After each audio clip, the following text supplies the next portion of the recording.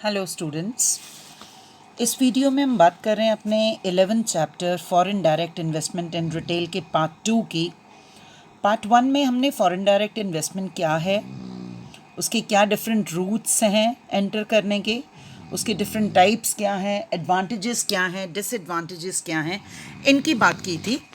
और इस वीडियो में हम particularly foreign direct investment in retail industry के बारे में कंसंट्रेट करेंगे अपने डिस्कशन को। तो चलिए बात करते हैं कि foreign direct investment in retail का क्या सिनेरियो है इंडिया में। सबसे पहले बात करते हैं कि क्या मीनिंग है FDI in retail sector in India का। तो जो फॉरेन डायरेक्ट इन्वेस्टमेंट है उसको हम ये कहते हैं, कैसे डिफाइन किया जाता है, when in our home country some foreign investors, foreign business houses are investing in our country। और ये जो इन्वेस्टमेंट है ये किसी भी फॉर्म में हो सकती है, किसी भी टाइप ऑफ प्रोडक्ट में हो सकती है, जैसे प्रोडक्शन फैसिलिटीज़ में इन्वेस्टमेंट हो सकती है, रिटेलिंग सेक्टर में या किसी और भी वेंचर में। और इस सारी इन्वेस्टमेंट का जो ऑब्जेक्टिव होगा ये लॉन्ग टर्म इंटरेस्ट होगा इन द होम कंट्री। जो भी इन्वेस्टर इंडिया में इन्वेस्टमेंट कर रहा है या इंडिया दूसरी कंट्री में इन्वेस्टमेंट कर रहा है, उसका जो पर्पज़ है that is not short term, उसका जो पर्पज़ होगा, ऑब्जेक्टिव होगा, वो लॉन्ग टर्म इंटरेस्ट होगा। बिकॉज इसमें ह्यूज इन्वेस्टमेंट इन्वॉल्व होगी, तो हम शॉर्ट टर्म के लिए ऐसा कोई एफर्ट नहीं करेंगे। There are various reasons as to why FDI in retail in India is trending. बहुत ज़्यादा पॉपुलर हो रहा है रिटेल सेक्टर में। अगर आप देखें, बहुत से फॉरेन इन्वेस्टर्स अट्रैक्ट हो रहे हैं और इंडिया में वो इन्वेस्टमेंट्स कर रहे हैं। इसके पीछे जो कारण है, क्या अट्रैक्ट कर रहा है, availability of cheap labour, employees बड़ी इजीली कम रेट्स के ऊपर अवेलेबल हो पा रहे हैं, an increase in the number of purchasers, purchasing power बढ़ रही है। अगर मान लीजिए पर कैपिटा इनकम इंक्रीज़ होती है, जो डिस्पोजेबल इनकम है वो इंक्रीज़ होती है, तो नंबर ऑफ़ परचेजेस बढ़ेंगे। नंबर ऑफ़ परचेजेस बढ़ेंगे तो सेल्स के चांसेस ज़्यादा होंगे, तो ज़्यादा कंपनीज अट्रैक्ट होंगी। इसके अलावा availability of cheap and abundant raw materials, tax में इंसेंटिव्स हैं, बेटर ब्रांड एंडोर्समेंट है। तो ये बहुत सारे ऐसे फैक्टर्स हैं जो फॉरेन इन्वेस्टर्स रिटेल इंडस्ट्री में इंडिया में इन्वेस्टमेंट करने के लिए तैयार हो रहे हैं।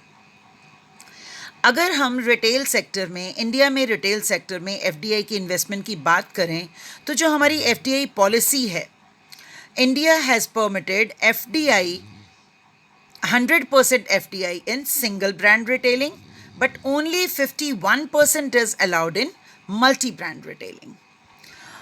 अब बात करते हैं कि क्या इस समय परिस्थिति है रिटेल इन इंडिया में, एफडीआई किस लिमिट तक हम इससे बेनिफिट उठा रहे हैं। तो ड्यू टू एफडीआई इंडिया में बहुत सारे ऐसे फैक्टर्स हो रहे हैं जो पहले प्रोमिनेंट नहीं थे, जैसे कंज्यूमरिज्म बढ़ रहा है।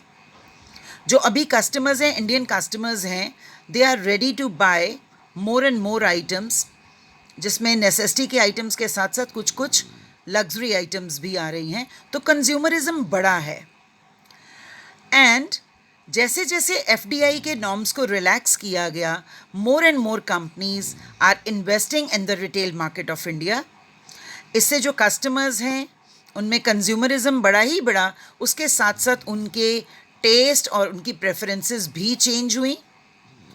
बहुत सारे इंटरनेशनल रिटेलर्स हैं जिन्होंने इंडिया में इन्वेस्टमेंट की है, और उसके दोनों ही पर्पसेस हैं। एक तो वो अपना कंज्यूमर बेस बढ़ाना चाहते हैं, ऐसी कंट्री में कंज्यूमर बेस बढ़ाना चाहते हैं जो सेकंड मोस्ट पॉपुलर कंट्री है इन द वर्ल्ड, तो इसका बेनिफिट मिल रहा है रिटेलर्स को।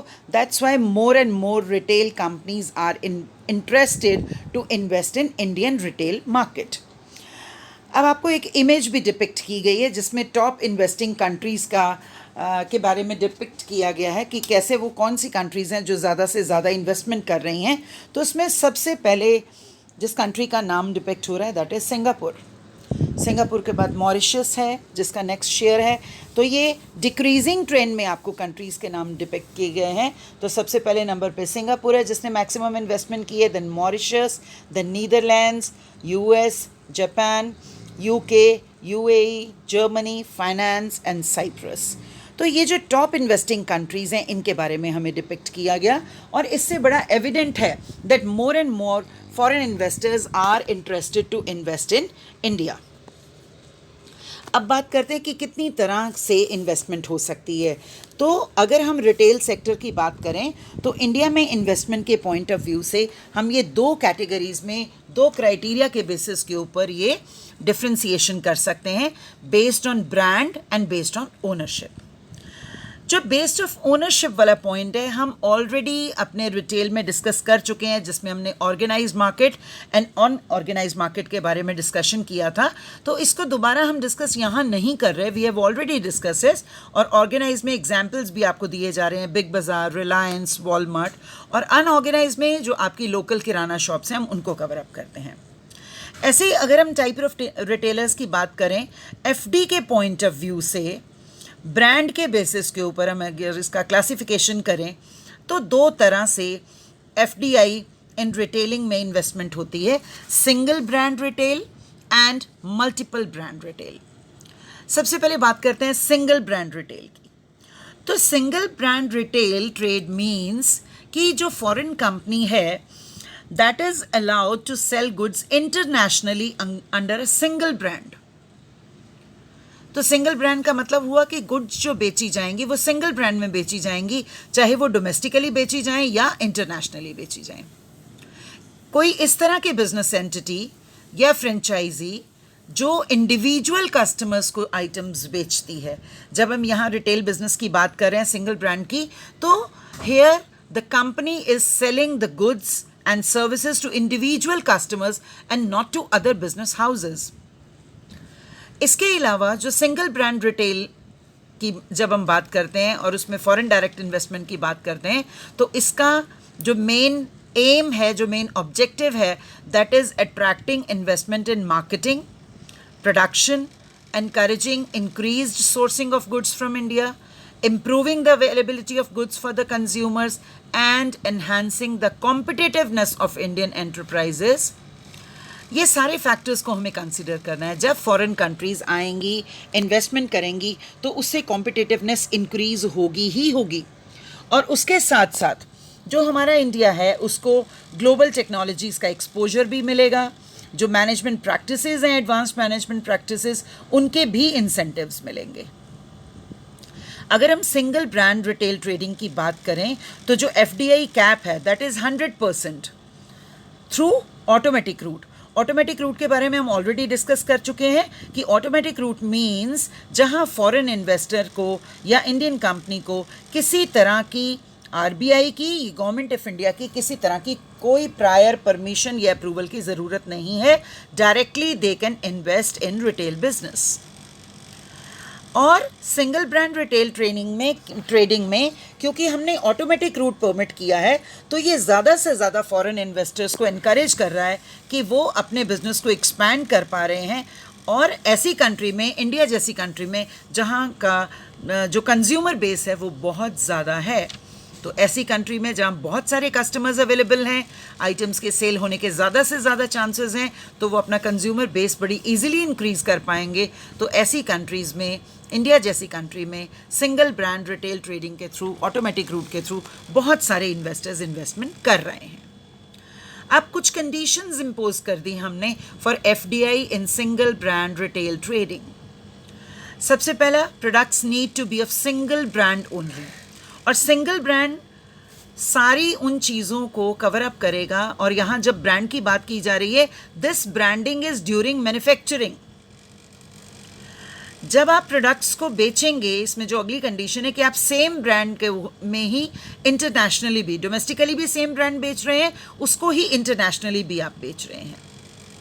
चाहे आप इंडिया से बाहर एक कंट्री में बेचें या एक से ज़्यादा में बेचें, बट सिंगल ब्रांड में बेचा जाएगा। एक जो नॉन रेजिडेंट एंटिटी है, they will be permitted to undertake single brand product retail trading in India either directly by the owner, या तो खुद इन्वेस्टर इन्वेस्ट करेगा जो कंपनी है, फॉरेन कंपनी है, or through a legal agreement executed between owner and Indian entity, मतलब joint venture की form में भी हो सकता है, या तो डायरेक्टली ही फॉरेन कंपनी इन्वेस्टमेंट करे एज ओनर, या किसी इंडियन कंपनी के साथ वो टाई अप करें, एक लीगल एग्रीमेंट करें और उनके साथ जॉइंट वेंचर की फॉर्म में करें। तो ये दोनों ही चीज़ों के थ्रू इन्वेस्टमेंट की जा सकती है। इसके अलावा जब हम FDI की बात करते हैं सिंगल ब्रांड रिटेल ट्रेडिंग में, तो और हमने क्या उसमें कंडीशंस इम्पोज कर दी, in case of proposals that involve foreign investment beyond 51%। इस केस में जो गुड्स है, जो गुड्स परचेज की जाएंगी इन इन्वेस्टर्स के द्वारा, उसका 30% sourcing should be done from India. और ये जो हम 30% सोर्सिंग फ्रॉम इंडिया की बात कर रहे हैं, इसमें भी हमने कुछ एक कंडीशंस लगाई हैं कि जो sourcing of goods from Indian companies किया जाएगा, that should be preferably from MSMEs. MSMEs means micro, small and medium enterprises, village and cotton industries, craftsmen and artisans from all sectors. और इसके पीछे पर्पस क्या है, क्यों इस तरह की कंडीशन आप इम्पोज कर रहे हैं कि 30% सोर्सिंग फ्रॉम इंडिया होगी?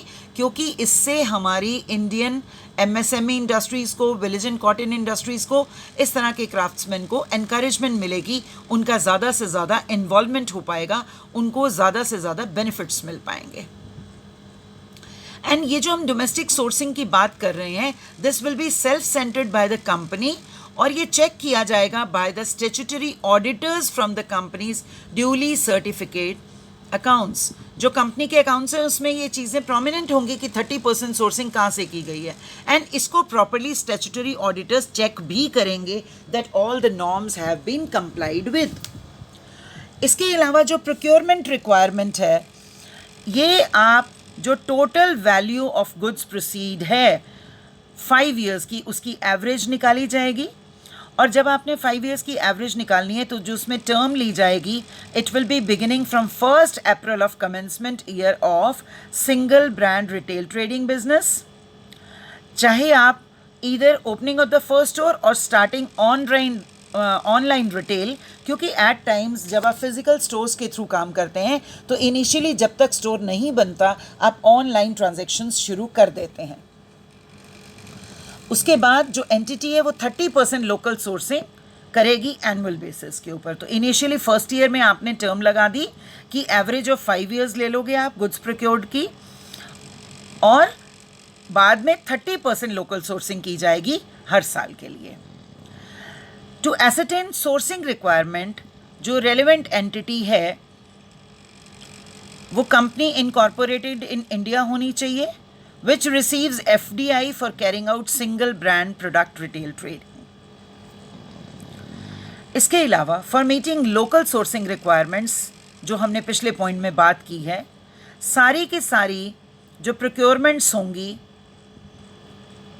वो procurements will be counted irrespective of whether the goods are sold in India or exported. हम सोर्सिंग की बात कर रहे हैं, गुड्स को बेचना कहाँ है, चाहे आप डोमेस्टिकली बेचो या उसको इंटरनेशनली बेचो, लेकिन प्रोक्योरमेंट ऑफ गुड्स जो की जाएगी वो 30% की जाएगी इंडियन एंटिटीज से। जो single brand retail trading entity है, उसको ये परमिशन है कि वो सोर्सिंग ऑफ गुड्स को सेट ऑफ कर सकती है फॉर ग्लोबल ऑपरेशंस। ये जो 30% की हमने की है, इसकी आप सेटिंग ऑफ कैसे भी कर सकते हैं, इंटरनेशनली भी कर सकते हैं और डोमेस्टिकली भी कर सकते हैं। अब बात करते हैं sourcing of goods from India for global operations. इसका क्या मीनिंग है? It means the value of goods sourced from India और that single brand retail brand in terms of Indian rupees, particularly financial year में directly by the entity undertaking single brand retail trading, या उसकी जो group companies हैं या third parties, उनके साथ agreement करके किया जा सकता है।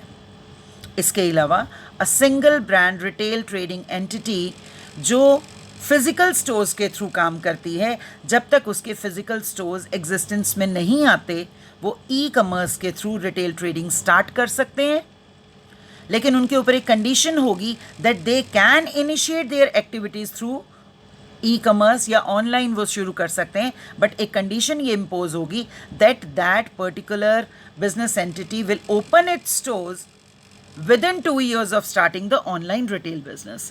तो आपने इनिशियली जब तक उनका स्टोर एस्टैब्लिश नहीं हुआ, आपने उनको परमिशन दे दी है कि वो ऑनलाइन बिजनेस कर सकते हैं, लेकिन उनको 2 साल के अंदर अंदर उसको एस्टैब्लिश करना होगा।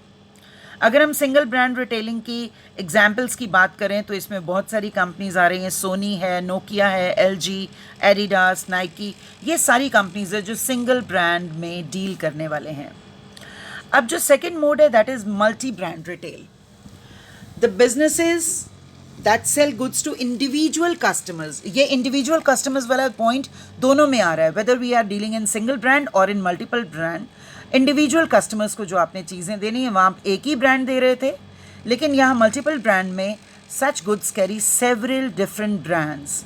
अब यहाँ पे जो मल्टीपल ब्रांड रिटेल स्टोर्स होंगे वो इंडिविजुअल कस्टमर्स से ही डील करेंगे, लेकिन they will be providing multiple brands to the consumers. और इस तरह का स्टोर जो फॉरेन इन्वेस्टमेंट करता है, मल्टीपल गुड्स बेचता है एक ही रूफ के अंडर, इसको हम कहेंगे मल्टीपल ब्रांड रिटेल स्टोर। ये कस्टमर्स को बेटर ऑप्शंस प्रोवाइड कर पाएंगे, कंपटीशन रेज करेंगे। और अगर इन स्टोर्स के एग्जाम्पल्स की बात की जाए तो इसमें आ जाते हैं आपके वॉलमार्ट, 7-Eleven, बिग बाज़ार, प्लैनेट फैशन, बाटा, टेस्को। ये सारी कंपनीज है जो मल्टीपल ब्रांड्स में डील करती हैं। अब यहाँ पे जो FDI कैप की बात की जाए, सिंगल ब्रांड रिटेलिंग में हमने 100% FDI कैप थी, परमिशन थी, लेकिन मल्टीपल ब्रांड में 51% की कैप लगाई है हमने। So India permits FDI in multiple brand retail sector with a cap of 51% ownership bye foreign players. जो FDI पॉलिसी है वो बहुत सारी कंडीशंस इम्पोज करती है फॉरेन प्लेयर्स पे। जैसे हमने थोड़ी देर पहले भी बात की थी कि जो आपकी सोर्सिंग होगी वो MSMEs जो हैं इंडिया की वहाँ से की जाएंगी, और जो आप इन्वेस्टमेंट करोगे, इन्वेस्टमेंट का एक certain proportion back and infrastructure पे किया जाएगा। और इसका बेनिफिट क्या मिलेगा, जब आप सोर्सिंग करेंगे तो MSME इंडस्ट्री जो इंडिया की है वो बेटर बेनिफिट्स ले पाएगी। और जब हम ये कह रहे हैं कि इन्वेस्टमेंट आपने बैक एंड इंफ्रास्ट्रक्चर में करनी है तो उससे इंडिया में इंफ्रास्ट्रक्चरल डेवलपमेंट्स होंगी। जो और कंडीशंस हैं इसमें कि fresh agricultural produce including fruits, vegetables, flowers, grains, pulses, fresh poultry, fishery, meat products, ये सारे अनब्रांडेड हो सकते हैं, क्योंकि इनमें ब्रांड्स को हम स्टिक नहीं कर सकते, तो यहाँ हमने कुछ लिबर्टीज दे दी हैं। Then minimum amount to be brought in as FDI by the foreign investor would be $100 million, $100 million US। तो मिनिमम अमाउंट भी हमने लगा दिया। उसके बाद जो अब आप इस $100 million का फर्स्ट पोर्शन लेके आएंगे तो वो जो फर्स्ट पोर्शन होगा 50% एटलीस्ट वो बैक एंड इंफ्रास्ट्रक्चरल में लगाना होगा। पहले 3 साल में आपको इंफ्रास्ट्रक्चरल डेवलपमेंट के लिए उसको लगाना होगा। तो इसका बेनिफिट ये मिलेगा, अभी थोड़ी देर पहले हमने जिक्र किया था कि हम कुछ कंडीशंस इम्पोज कर देते हैं कि फॉरेन प्लेयर्स को इंफ्रास्ट्रक्चर में इन्वेस्टमेंट करना है, और इसी का बेनिफिट हो रहा है कि इंडिया में जो इंफ्रास्ट्रक्चरल डेवलपमेंट हो रही है उसमें FDI एक मेजर रोल प्ले कर रहा है। इसके अलावा सोर्सिंग की बात हमने अभी की थी, तो वो जो सोर्सिंग है वो इंडियन MSME इंडस्ट्री से होगा, एंड जो एटलीस्ट 30%, वही सेम कंडीशन फिर हमने लगा दी, 30% of the total value of procurement of manufactured और process products will be from Indian MSME units. ऐसे जिनका इन्वेस्टमेंट प्लान जो है in plant and machinery not exceeding $2 million है। अब इसके अलावा एक और कंडीशन है कि जो गवर्नमेंट है एग्रीकल्चरल प्रोडक्ट्स की प्रोक्योरमेंट का सबसे पहला राइट गवर्नमेंट का होगा। जो रिटेल आउटलेट्स के सेटअप की बात की जाएगी तो ऐसे सिटीज़ में सेटअप किया जाएगा जिनकी पॉपुलेशन मोर देन 10 lakhs है, और ये मोर देन 10 lakhs की जो हमने लिमिट लगाई है ये 2011 के सेंसस के अकॉर्डिंगली लगाई है। या कुछ ऐसे सिटीज़ में परमिशन दी जा सकती है जहां स्टेट गवर्नमेंट परमिट करे। इसके अलावा जो स्टेट गवर्नमेंट्स हैं और यूनियन टेरिटरीज़ हैं, यहाँ पे हमने गवर्नमेंट्स को, लोकल अथॉरिटीज़ को ये लिबर्टी दे दी कि वो पॉलिसी की इम्प्लीमेंटेशन से रिलेटेड अपने डिसीजंस ले सकते हैं. It means state to state या UT wise, union territory wise कुछ ना कुछ इम्प्लीमेंटेशन में ऑल्ट्रेशंस, फ्लेक्सिबिलिटी का मोड है अवेलेबल. फिर जो रिटेल ट्रेडिंग है किसी भी तरह से ई कॉमर्स की फॉर्म में परमिसिबल नहीं होगी. एप्लीकेशंस जो प्रोसेस की जाएंगी in Department of Industrial Policy and Promotion to determine whether the proposed investment satisfied the notified guidelines. हम ऑलरेडी डिस्कस कर चुके हैं कि कोई भी कंपनी किसी भी रूट से जब इंडिया में इन्वेस्टमेंट करेगी एफडीआई में, तो उसे कंट्री की एफडीआई गाइडलाइंस को, एफडीआई पॉलिसी को फॉलो अप करना है, उसके रूल्स को फॉलो करना है. और ये सब आप इंश्योर करेंगे एप्लीकेशन प्रोसेस करने के time before being considered by Foreign Investment Promotion Board for government approval. तो आपको ये इंश्योर करना है कि सारे नॉर्म्स जो भी बनाए गए हैं उन सबको फॉलो किया जा रहा है.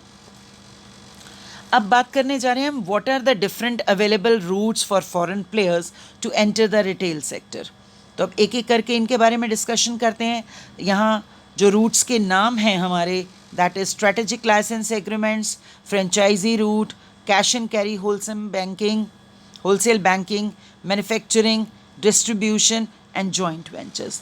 तो चलिए अब एक एक की डिटेल हम डिस्कस करते हैं. सबसे पहले बात करते हैं स्ट्रेटेजिक लाइसेंस एग्रीमेंट्स. इसमें जो फॉरेन कंपनी है वो किसी डोमेस्टिक रिटेलर के साथ एक लाइसेंसिंग एग्रीमेंट करेगी. एक डोमेस्टिक रिटेलर या इंडियन फर्म के साथ एक एग्रीमेंट कर लिया जाएगा और वो इंडियन कंपनीज को exclusive licence and distribution rights दे देंगे. इन राइट्स के थ्रू इंडियन कंपनीज अपने प्रोडक्ट्स को, जो इंडियन कंपनीज है वो अपने स्टोर्स के थ्रू या शॉप इन शॉप अरेंजमेंट के थ्रू या डिफरेंट फ्रेंचाइजी को आगे माल को डिस्ट्रीब्यूट करके उनको सेल कर सकते हैं. अगर इसके एग्जाम्पल्स की बात की जाए तो स्पेनिश एपरल ब्रांड है मैंगो, उसने इंडिया में इसी रूट के थ्रू एंटर किया था और उनका एग्रीमेंट था पिरामिड मुंबई के साथ कि they will be selling those apparel brands by entering into licence agreements with that particular company. इसी तरह से Spar entered into similar agreement with Radha Krishna Foodlands private limited.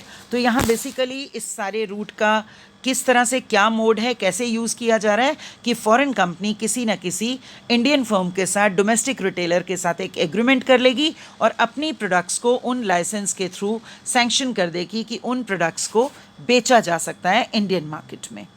तो ये एक पहला रूट था हमारा रिटेल सेक्टर में एंटर करने का. इसके बाद आ जाता है फ्रेंचाइजी रूट.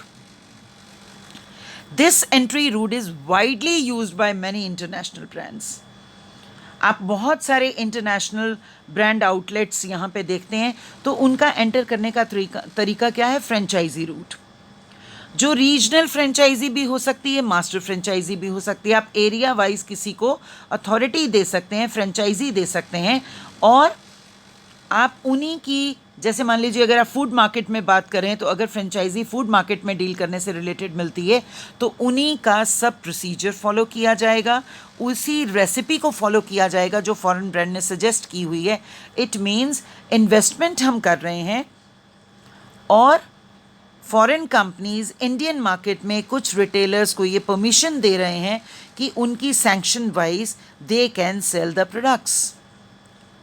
जो एफडीआई है, FDI is allowed with approval of RBI under FEMA, foreign exchange management act. ये आपने अपने लॉ के सिलेबस में ऑलरेडी पढ़ा हुआ है कि फॉरेन एक्सचेंज जब भी आप अर्न करते हैं तो उन फॉरेन एक्सचेंज की अर्निंग से रिलेटेड उसका रिपैट्रिएशन कैसे होगा, गवर्नमेंट को क्या क्या सैंक्शंस देनी होंगी, आरबीआई कैसे इन्वॉल्व होगा, ये सब ऑलरेडी फेमा में पढ़ चुके हैं अपने सेकेंड ईयर में. अगर आप और डिटेल्स जानना चाहते हैं तो आप फेमा को रेफर कर सकते हो. You will be getting information on all the points into this act. जो हमारा फ्रेंचाइजी का रूट है ये सबसे पॉपुलर और सबसे यूजुअल मोड है एंटर करने का दूसरी कंट्री में इसमें बहुत सारे आपके प्लेयर्स आ जाते हैं, जैसे पिज़्ज़ा हट है, मैकडोनल्ड बर्गर है, मैंगो है, नाइकी है, स्पेंसर है। ये सब इंडियन मार्केट प्लेस में इसी रूट के थ्रू एंटर हुए। इसके बाद नेक्स्ट रूट हमारे पास आ जाता है cash and carry wholesale banking. इसमें भी हमने 100% FDI अलाउ की है होलसेल ट्रेडिंग में। इसमें बेसिकली जो परमिशंस दी जाएंगी, लोकल मैन्युफैक्चरर्स को असिस्ट करने के लिए बड़े लार्ज डिस्ट्रीब्यूशन नेटवर्क की डेवलपमेंट की बात की जाएगी। जो होलसेलर है वो स्मॉल रिटेलर्स के साथ डील करता है, ना कि कंज्यूमर्स के साथ। जो जर्मनी की मेट्रो एजी कंपनी है वो एक फर्स्ट सिग्निफिकेंट ग्लोबल प्लेयर था जिसने इस रूट के थ्रू इंडिया में एंटर किया था। इसके बाद नेक्स्ट रूट आ जाता है manufacturing and wholly owned subsidiaries.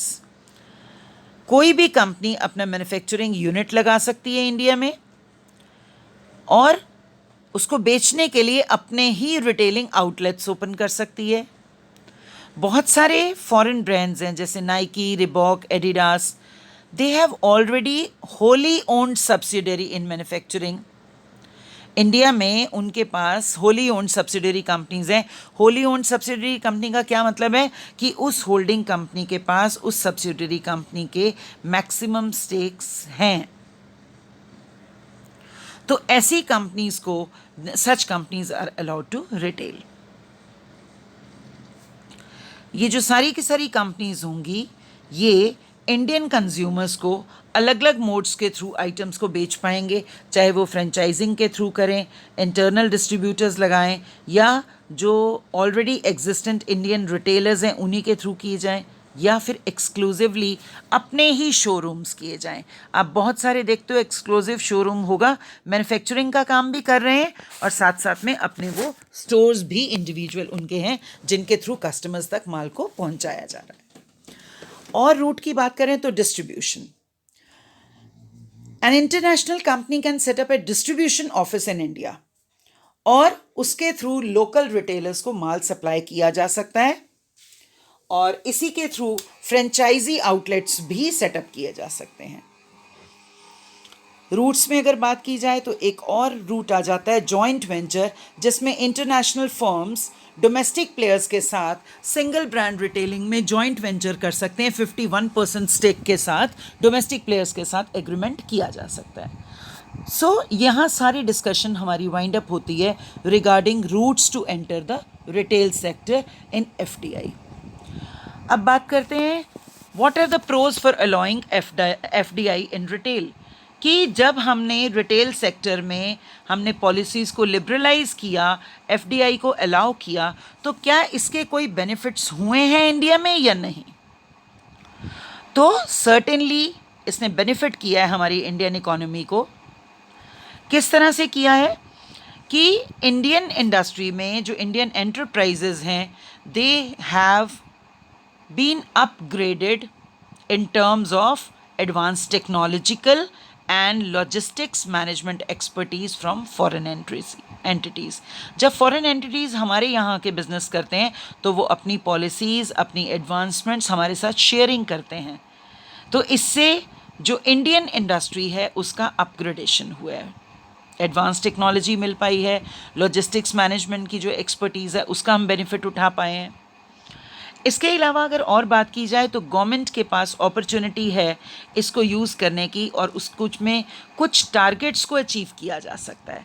इसके थ्रू FDI के थ्रू ये लिबरलाइज करने के थ्रू अपने इकोनॉमी को आप कुछ टारगेट्स को अचीव कर सकते हो। सबसे पहला इंफ्रास्ट्रक्चरल डेवलपमेंट, सोफिस्टिकेटेड टेक्नोलॉजीज तक अपना एक्सेस लेके जाना और पर्टिकुलर सेक्टर में एम्प्लॉयमेंट जनरेशन करना। तो ये सारे गवर्नमेंट के इम्पॉर्टेंट ऑब्जेक्टिव्स हैं, तो इनको FDI के थ्रू मिल सकता है, यूटिलाइज किया जा सकता है। एक अपॉर्चुनिटी है गवर्नमेंट के पास कि इनका फ़ायदा उठाया जा सकता है। इसके अलावा जब हम FDI की रिलैक्स्ड पॉलिसीज़ बनाते हैं तो इंडिया का ग्लोबल मार्केट के साथ बेटर इंटीग्रेशन पॉसिबल होता है और ओवरऑल इकोनॉमिक डेवलपमेंट में एंड सोशल वेलफेयर में ये कंट्री को कंट्रीब्यूट करता है। सो जितने हमने पॉइंट्स किए उसमें एविडेंट है that FDI is very very important and very very fruitful for Indian economy. इसके अलावा एफडीआई का अगर देखा जाए तो इससे एम्प्लॉयमेंट अपॉर्चुनिटीज़ बहुत बड़ी हैं, एग्रो प्रोसेसिंग में, सॉर्टिंग में, मार्केटिंग में, लॉजिस्टिक मैनेजमेंट में एंड फ्रंट एंड रिटेल में। तो एम्प्लॉयमेंट जनरेशन भी हुआ है और उम्मीद की जा रही है कि रिटेल सेक्टर में आने वाले 3 साल में लगभग 10 मिलियन जॉब्स नई क्रिएट होंगी। तो you can very well imagine कि कितनी सारी प्रॉब्लम्स ये एफडीआई हमारी सॉल्व कर रहा है। अब इसमें पॉलिसी में एक मैंडेटरी आपने रूलिंग लगा दी कि मिनिमम इन्वेस्टमेंट $100 मिलियन की जाएगी और इसमें फिर रिस्ट्रिक्शन ये भी आपने लगा दी कि 50% को बैक एंड इंफ्रास्ट्रक्चर में लगाया जाएगा। और एफडीआई की वजह से इंडियन इंडस्ट्री में जैसे कोल्ड स्टोरेजेस हैं, रेफ्रिजरेटर्स हैं, ट्रांसपोर्टेशन है, कोल्ड स्टोरेज से रिलेटेड टेम्परेचर रेगुलेटेड ट्रांसपोर्टेशन की बात की जाए, पैकिंग एंड सॉर्टिंग की बात की जाए, प्रोसेसिंग की बात की जाए, तो इन सब सेगमेंट्स में अच्छी इन्वेस्टमेंट हुई है, बेहतर फैसिलिटीज़ का क्रिएशन हो सका है और अच्छा इंफ्रास्ट्रक्चरल डेवलपमेंट हुआ है। Then salutary impact on food inflation from effectiveness in supply chain. तो जो आपकी फूड इन्फ्लेशन है वो भी थोड़ी सी हो सकती है, क्योंकि लेकिन साइमल्टेनियसली एक तरफ अगर हमें कुछ नेगेटिव पॉइंट नज़र आता है या कुछ चैलेंज नज़र आता है, साथ के साथ ही हमें उसका एक बेनिफिट भी नज़र आ जाता है कि आपकी जो सप्लाई चेन है उसमें एफिशिएंसीज बढ़ जाती हैं। अब बात करते हैं कि जो हमारी इंडियन एग्रीकल्चर है, क्या इस इंडियन एग्रीकल्चरल सेक्टर को एफडीआई इन रिटेल की वजह से कोई फ़ायदे हुए हैं या नहीं हुए। तो it is very very prominent कि इंफ्रास्ट्रक्चरल डेवलपमेंट हुआ है। किस फॉर्म में हुआ है? जब हम एग्रीकल्चर की बात करते हैं तो एग्रीकल्चरल प्रोड्यूस को स्टोर करने में वेयर हाउसेस का और कोल्ड स्टोरेजेस का बहुत रोल है। तो जब हम एक एफिशिएंट सप्लाई चेन की बात करेंगे, एफिशिएंट सप्लाई चेन तभी डेवलप हो सकती है जब अच्छे वेयर हाउसेस होंगे, कोल्ड स्टोरेजेस होंगे। अदरवाइज एक इफ़ेक्टिव सप्लाई चेन हो ही नहीं सकती जब तक ये फैसिलिटीज़ हमारे पास अवेलेबल नहीं होंगी। देन जो फार्मर्स हैं उनको बेनिफिट मिला है। किस चीज़ का बेनिफिट मिला है? डायरेक्ट मार्केटिंग का बेनिफिट मिला है, कॉन्ट्रैक्ट फार्मिंग का जो प्रोग्राम्स हैं उनका बेनिफिट मिला है। तो जिन भी फार्मर्स ने इन चीज़ों को यूज़ करने की कोशिश की, इनका फ़ायदा उठाने की कोशिश की, उनको बेनिफिट्स मिले हैं। इसके अलावा आप जो अपनी फार्म प्रोडक्शन करते हैं, जो खेती का काम करते हैं, जो प्रोड्यूस करते हैं, उसके लिए मॉडर्न टेक्निक्स का यूज़ बढ़ा है। जब ग्लोबल मार्केट के साथ आप डील करेंगे तो वहाँ के कल्चर को आप देखेंगे, वहाँ की प्रैक्टिसेस को देखेंगे, वो बिज़नेस की इन्वेस्टमेंट की प्रैक्टिसेस को भी देखेंगे, तो we learn so many things. इसके अलावा एफटीआई की वजह से फाइनेंस फैसिलिटी भी फार्मर्स को मिल रही है और इसमें low interest credit facility available है। इसके अलावा it helps the farmer secure remunerative prices. और वो रेम्यूनरेटिव प्राइजेस क्या हुआ? आप कम प्राइजेस पे देना चाहते हो, वो इसलिए पॉसिबल होगा क्योंकि आप जो मिडल मैन है, जो एक्सप्लॉइट करते थे, आपने उनको साइड लाइन कर दिया और सीधा सीधा आप खुद ही प्रोडक्ट्स को बेचने लग गए। जहाँ किसी भी पर्टिकुलर फैक्टर के, किसी भी पर्टिकुलर पॉलिसी के कुछ प्लस पॉइंट्स होंगे तो उसके साथ साथ कुछ प्रॉस के साथ कॉन्स भी होते हैं, एडवांटेजेस के साथ डिसएडवांटेजेस भी होंगे। तो चलिए अब बात कर लेते हैं कि क्या कोई ऐसे चैलेंजेस हैं जिनमें एफडी के लिए हमें बहुत ज़्यादा कॉन्शियस होने की ज़रूरत है। तो कॉन्स ऑफ एफडीआई क्या है? सबसे पहले लगता है ऐसा, ये एस्टिमेटेड है, जो क्रिटिसाइज़ कर रहे हैं एफडीआई इन इंडिया को, they say that this move will lead to large scale job losses. Large scale के ऊपर लॉसेस जाएंगी। एक तरफ हम एडवांटेजेस में एम्प्लॉयमेंट जनरेशन की बात कर रहे हैं और एक तरफ लार्ज स्केल जॉब लॉसेस की बात कर रहे हैं।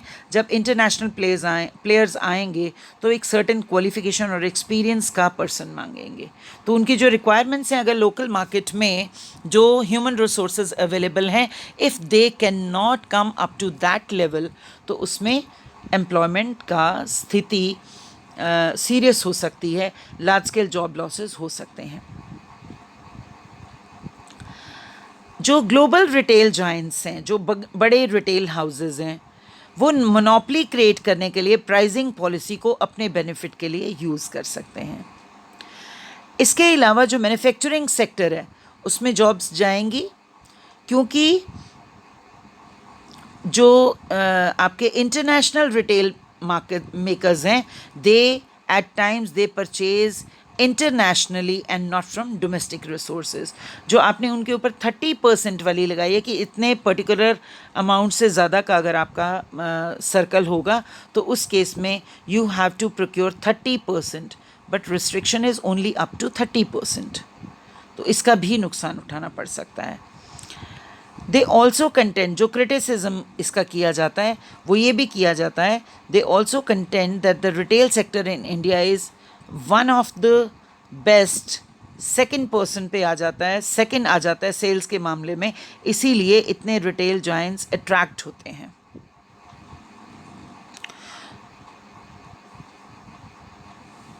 जो जब आप ऑर्गेनाइज सेक्टर में या अनऑर्गेनाइज सेक्टर में एफडीआई को इतना ज़्यादा यूज़ करेंगे तो इसमें बहुत सारे लोग जो इस नए सिस्टम में फिट इन नहीं हो पाएंगे, या अगर पर्सन की हमें कम लोगों की ज़रूरत है तो it will lead to losses of jobs as well as livelihood. अब बात करते हैं कि FDI in retail in India का करंट सिनेरियो क्या है, करंट आउटलुक क्या है। तो हम ऑलरेडी बात कर चुके हैं कि ऑटोमेटिक रूट में 100% एफडीआई इंडिया ने अलाउ की है। इंडिया ने जो अपनी consolidated FDI policy, latest policy announce की है, ये 15 अक्टूबर 2020 से इफेक्टिव हुई है। जो ओवरसीज एंटिटी से एफडीआई आ रहा है, certain restrictions have been imposed on those entities, और ख़ास तौर पे उन इन्वेस्टर्स के लिए जो हमारे नेबरिंग कंट्रीज़ हैं, जो हमारे साथ बॉर्डर्स शेयर करते हैं, और उनके ऊपर इसलिए रिस्ट्रिक्शंस लगाई जा रही हैं ताकि ऐसा ना हो कि वो इंडियन बिजनेस हाउसेस को टेक ओवर करना शुरू कर दें, specially during this lockdown period और ड्यूरिंग दिस पेंडेमिक पीरियड। तो हम ये प्रिवेंट करते हैं, अपनी इंडस्ट्री को हमने सेफ गार्ड करने की कोशिश की कि जो नेबरिंग कंट्रीज़ हैं सबसे जल्दी वो हमें हार्म कर सकते हैं और बेनिफिट भी उनका हो सकता है, तो हमें उसको बचना है। To prevent opportunities taking over Indian businesses, हमने ये कोशिश करनी है कि इस तरह से काम किया जाए कि इंडियन बिजनेसेस को ज़्यादा नुकसान ना हो। अगर हम फिक्की की रिपोर्ट की बात करें तो जो इंडियन रिटेल इंडस्ट्री है 10% पर एनम की रेट से ग्रो कर रही है, एंड बाय 2021 जो आपके टारगेट्स हैं, they are expected to almost double in 2021। Double होके कितने होने की एक्सपेक्टेशन है कि 85 ट्रिलियन तक पहुंच जाएंगे, इंडियन रुपीस तक पहुंच जाएंगे ये टारगेट्स। इसके अलावा बात की जाए कि एफडीआई इक्विटी इनफ्लो कितना हुआ है, तो ड्यूरिंग फाइनेंशियल ईयर 2021, और इसमें ये जो 2021 की टर्म ली गई है अप्रैल टू नवंबर 2020 तक की ली गई है, तो ये $43.85 बिलियन है। और बात की जाए तो जो एफडीआई है वो हमारी, इतनी हमने डिस्कशन की तो इससे बड़ा एविडेंट है कि इकोनॉमिक ग्रोथ को के लिए it's a major driver of economic growth and important source of finance for economic development of India. तो हमने FDI in retail in India की बात कर ली। इसके साथ ही हमारा टॉपिक फिनिश होता है। Thank you. I hope you will be able to understand this point.